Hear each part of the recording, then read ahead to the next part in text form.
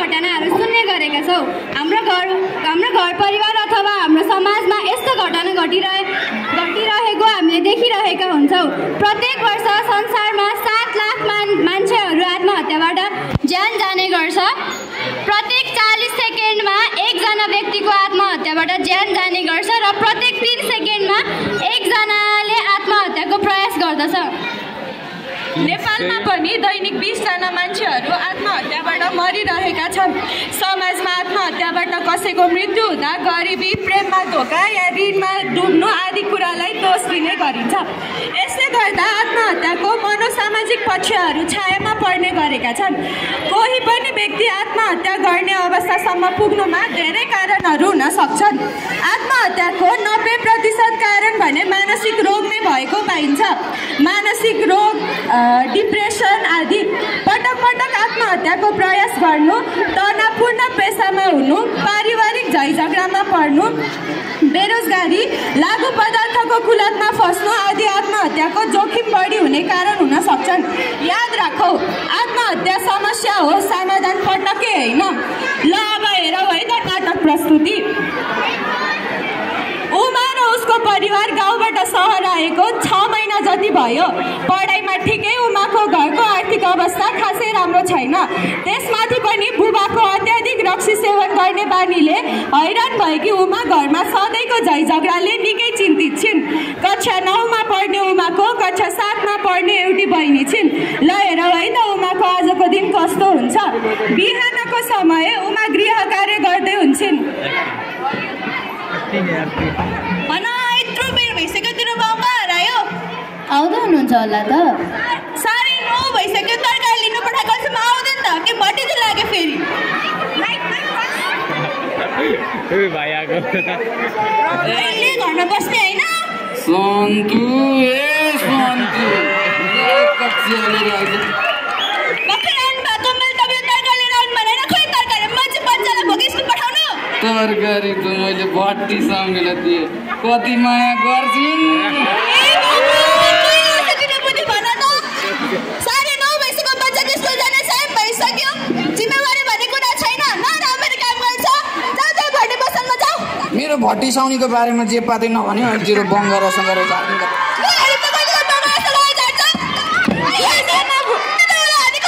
दुईजना बुढाबुढी कुटाकुट गर्छ। देखेर उमा छुट्याउन जान्छन्। नगर्नु न के, जहिले आमालाई किन पिट्नुहुन्छ के तपाईँ? नगर आमा तपाईँ किन झगडा गर्नुहुन्छ के? मेरो बाउको बारे जसलाई थाहा छ त, जहिले रक्सी खाएर मलाई किचकिच गरिरहेको छ। कहिले सिकाउनु आउने भने मैले कुन चोलीमा काम गरेछु नि। तपाईँहरूको खाना तपाईँ आफै खानु, म गएँ घरबाट। रन्धनी र उमा झोला बोकेर घरबाट हिँड्छिन्। ऊ यसको मैले भट्टी छ भने होइन पैसाले अहिले पनि तिमीलाई लाज लाग्दैन? अहिले पनि पैसा लाग्छ? छैन मसँग पैसा छैन। उधारै खानुपर्छ। रुँदै घरबाट हिँडेकी उमा अब आँसु पुस्दै स्कुलतिर गइरहेकी हुन्छन्। त्यतिकैमा उसको साथी सचिनले उसलाई बाटोमा हिँड्दै गरेको देख्छ। उमा ए उमा, ओइ उमा, कस्तो कान पनि नसुनेकी हो यसले त। कस्तो कान नसुने कि होइन कि बोला कि सुनिन। के हो तेरो आँखा त रातो रातो छ त, आँखा पाक्ने रोग लाग्यो कि क्या हो? जेपिटी नभन्न, कस्तो त्यस्तो होइन कि अघि आउँदा आउँदै भुसुना छिरेको थियो, त्यही हो। कि रोएर आइस? कहाँ रुन्छु म पनि, लु हिँड्निन्। ल हिँड। बाटोमा उनीहरूले अर्की साथीलाई पनि भेट्छन्। ल गाइस, आज त हामी सँगै भएछौँ नि त। कविता सँगै भयौँ। ल हिँड्न त अब सबैजना सँगै जाउँ। हुन्छ हुन्छ। उमा केही बोल्दिन। केही बेरपछि ओइ उमा, कस्तो लोसे गरेकी हौ, हल्का छिटो हिँड्न। यो त हिँड्दैन, जाउँ हामी। ल जाउँ हामी भरे। उमासँगै हिँडेको सचिन अब उमालाई छोडेर कवितासँग अघि अघि हिँड्न थाल्छ। उमा फेरि एक्लै हुन्छ। सबै स्कुल पुग्छन्। अब कक्षा कोठामा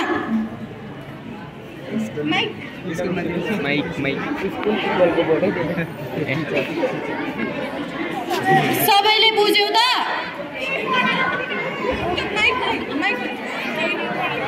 ए साथी, तिमीहरू सबैको लागि नोटिस छ है।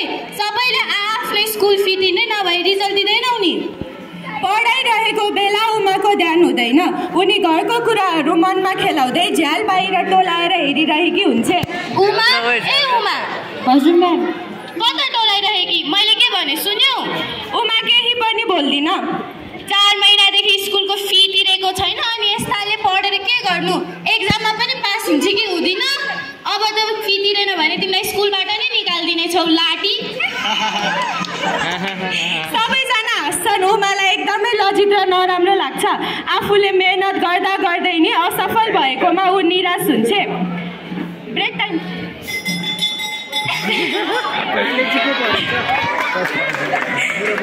ब्रेक टाइममा उमा खाजा लिएर बाहिर बसिरहेकी हुन्छ।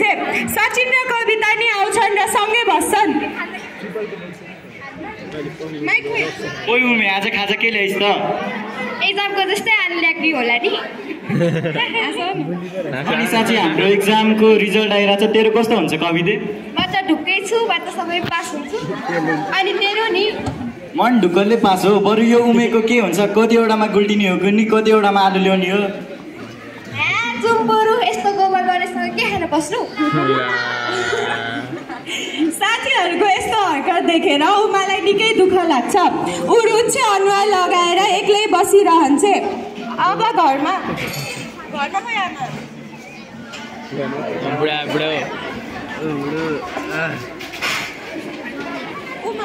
आमा ए आमा के भयो? बोला के सुन्नु न त? म काम गरिरहेको थिएँ। होइन भोलि स्कुलमा फी लिएर आउनु भन्नुभएको छ। जहाँ गएर तेरो बाउले भने रक्सी जति सबै खाएर सक्छ। बा के भोलि स्कुलमा फी लिएर आउनु भन्नुभएको छ। भोलि फी तिरेन भने त निकालिदिन्छ। निकालिदिए त आनन्द हुन्थ्यो। तँलाई पढ्नु सर्नु छैन? त्यो पल्ला घरे सामको छोरी हेर, जहिले A+ का A+ ल्याउँछ। तेरो तँभन्दा राम्रो त तेरो बहिनीले नै पढ्छ। बरु तँलाई बिहे गरेर पठाइदियो भने आनन्द हुन्छ। यो कुरा सुनेर उमालाई असहाय हुन्छ। ऊ एक्लै बसेर हुन्छ। स्कुलमा साथीहरूले हेप्ने र जिस्काउने गर्दा उसलाई आफ्नो कोही छैन जस्तो लाग्छ। घरमा पनि सधैँको कचकचले ऊ थकित भएकी हुन्छ। आफू बाँचे पनि मरे पनि कसैलाई मतलब छैन जस्तो उसलाई लाग्छ। भोलिपल्ट बिहान घर आएपछि ब्याग निकाल्नुपर्छ।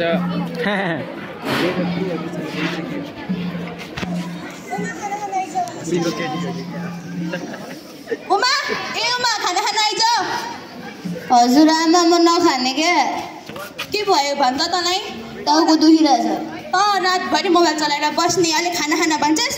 त बाउ छोरीले गएर मेरो आधी मासु खाइसक्यो। तिमीहरूले कहिले सुख नदिने भयो है मलाई? खाइ खा नखाइ नखा, म बिरामी हुन्न क्या अरे। आँखाभरि आँसु बोकेर उमा स्कुल हिँड्छिन्, तर उसलाई स्कुल जान मन लाग्दैन। ऊ एक्लै माथिको ठुलो पिपलको रुखमा गएर बस्छे। उसको मन एकदमै दोधारमा हुन्छ। उसले गर्दा सबैलाई दुःख भएको जस्तो उसलाई महसुस हुन्छ। उसका मनमा नकारात्मक विचारहरू उत्पन्न हुन्छन् र उसले विष सेवन गर्ने प्रयास गर्छिन्। त्यतिकैमा एउटा दाइले उमालाई रुँदै गरेको देख्छन्। होइन यो पल्ले घरको उमा होइन? 10:30 पनि भइसक्यो, किन स्कुल नगएर बस्दा? के गरिरहेको थिइन्? दाइले उमाले विष सेवन गर्न आँटेको देख्छन् र हतार हतार उमाको हातबाट विषको बोतल खोज्छन्। के गरेको यस्तो? के खाएर यो त विष पो रहेछ। के हो बहिनी तिमीलाई? केही पनि भएको छैन दाइ। केही नभएको भयो? तिमीले किन रोएर बसेर हुन्थ्यौ? विष पनि सेवन गर्न लागेको थियौ, के भयो भन त? केही भएको छैन दाइ, मलाई स्कुल जान मन छैन। किनभने मेरो आज फी तिर्नु भन्नुभएको थियो, फी नै दिनु भएन बाबाले। म किन जाने स्कुल? तपाईँ आफै भन्नु न। त्यस्तो नसोच न बहिनी, के भयो भन त? मेरो घरमा बाजेले रक्सी खाएर आउनुहुन्छ, आमासँग झगडा गर्नुहुन्छ, अनि सबैको दोष मलाई लाउनुहुन्छ। स्कुलमा पनि साथीहरूले जिस्काउँछन्। म के गर्नु दाइ? तपाईँ आफै भन्नु न। मलाई त कसैले राम्रो गर्दैनन्। म त बरु मरेको ठिक दिनु दाइ, म विष खान्छु। त्यस्तो नगर्न न बहिनी। तिम्रो उमेर कति चाहिँ भयो र? अझै तिम्रो सपनाहरू पुरा गर्नु छ, अझै तिम्रो भविष्यमा केही गर्नु छ। यसरी हरेस नखाऊ न। हो दाइ, मेरो पनि धेरै सपनाहरू छन्। मलाई पनि नर्स बन्नु भन्थ्यो, तर के गर्नु? म पढ्दा पढ्दै पनि फेल हुन्छु। म के गर्नु? तपाईँ आफै भन्नु न। मलाई कसैले साथै दिँदैनन्। यस्ता समस्याहरूबाट बच्न धेरै टोल फ्री नम्बरहरू पनि छन्। तिमीलाई धेरै नै गाह्रो भयो भए, मर्ने मन लागेको भए, तिमीलाई मानसिक रोग लागेको हुनसक्छ। 1166 एउटा टोल फ्री नम्बर हो, जसमा मनोचिकित्सक डाक्टरहरू हुन्छन्, जसले तिमीलाई यस्तो समस्याहरूमा सहयोग गर्छन्। होइन अब तिम्रो घर जाऊँ। म नजाने, मलाई आमाले होइन केही हुन आऊ न होइन दाइले उमालाई फकाएर जसो तसो घरसम्म लन्छन्। अब घरमा आमाले बुबालाई पानी चिया दिइरहेको हुन्छन् तब नै दाइ र उमा आइपुग्छन्। आन्टी ए आन्टी हजुर को हो? उमा मैले तँले स्कुल पढाएको होइन त कहाँ गएर आएको? के भयो? अनि यो उमा बिहान स्कुल नगरिकन कहाँ गएर आइस? होइन आन्टी त्यस्तो ऊ त मर्न पो लागि थियो त। ए भगवान् के सुन्नु पर्यो यस्तो? के भयो? के अरे मर्न लागिसके त स्कुल नजाने भनेर के नाटक गर्छेस्? बरु त मरे नै आनन्द, मरे कि मरोस् नमरे नि नमरोस् मलाई मतलब छैन। के बोलेको यस्तो? आफ्नो मोटो ठाउँ छोडिसक्यो। होइन आन्टी ऊ त पिपल बोर्ड मुनि पिस्पो खाइन लाग्थ्यो मैले रोकेको हो, नत्र त जे पनि अब हामीलाई कसले सहयोग गर्छ? छोरीको यस्तो अवस्था भइसकेछ। अङ्कल आन्टी उमालाई तपाईँहरूको साथ चाहिएको छ। उसबाट धेरै गल्ती भएको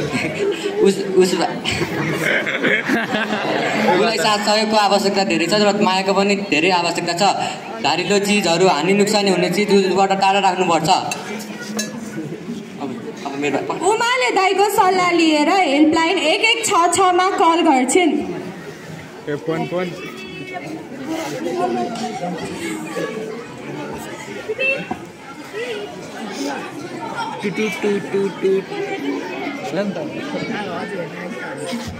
फोटोग्राफर बन्ने भनेको फोटो खिच्न आएन।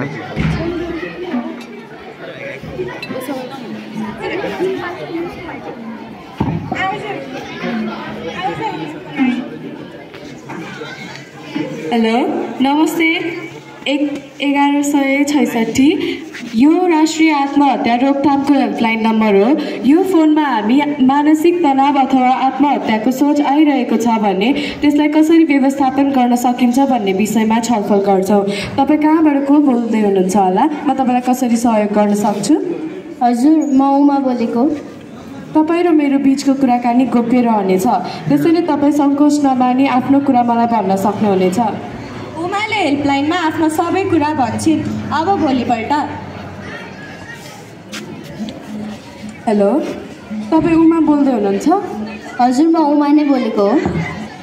तपाईँलाई कस्तो छ होला अहिले? अलि आराम महसुस गर्नुभएको छ कि अझै नराम्रा सोचहरू आइरहेका छन् भनेर फोन गरेको? ए मलाई त अहिले अलि आरामै, हिजोभन्दा त ठिकै फिल भइरहेको छ। तपाईँहरूले मेरो ज्यान बचाउन मद्दत गर्नुभएकोमा धेरै धेरै धन्यवाद।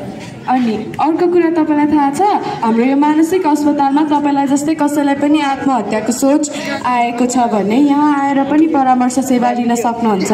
यहाँ तपाईँ यस अस्पतालमा आएर हेल्पलाइन नम्बर 1166बाट आएको भन्नुभयो भने अझ तपाईँलाई निःशुल्क सेवा दिइन्छ।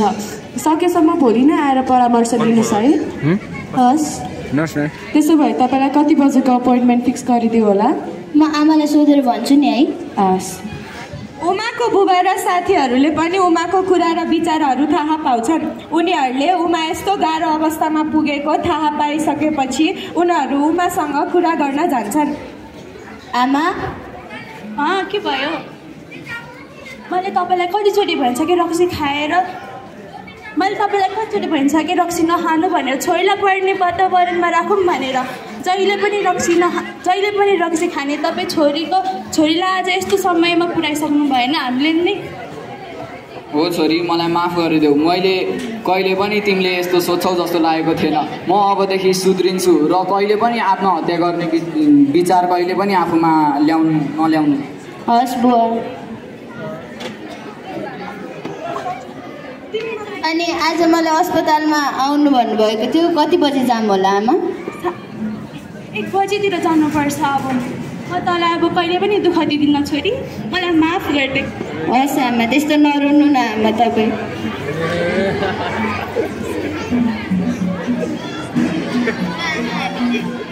ल आमा हामी चाहिँ अब हिँडौँ के अरे है? ल जाउँ। उमा तिमीलाई हामीले एकदमै नराम्रो गऱ्यौँ, हामीलाई माफ गरिदेऊ। बरु तिमीलाई हाम्रोबाट सख्त सहयोग गर्नेछौँ। हस् साथीहरू धन्यवाद। हेल्पलाइनको सल्लाह अनुसार उमाले डाक्टरहरूको सहयोग लिन्छन्। अहिले उमा आफू जस्तै व्यक्तिहरूलाई सहयोग गर्न नर्सिङ पढ्दैछिन्। कसैले पनि आत्महत्याको प्रयास गर्छ भन्नुको अर्थ उसले सहयोग मागिरहेको छ भनेर बुझ्नुपर्छ। यो एक प्रकारको सहयोगको पुकार हो। आत्महत्यालाई रोकथाम गर्न सकिन्छ। त्यस्तो कतै गाउँ समाजमा सुन्नुभयो भने टोल फ्री हेल्पलाइन नम्बर 1166 तुरुन्त सम्पर्क गर्नुहोला। मौनता तोडौ, अमूल्य जीवन बचाऊ। जो पनि गाह्रोमा पर्नुहुन्छ तपाईँहरूले 1166 मा कल गर्नुहोला।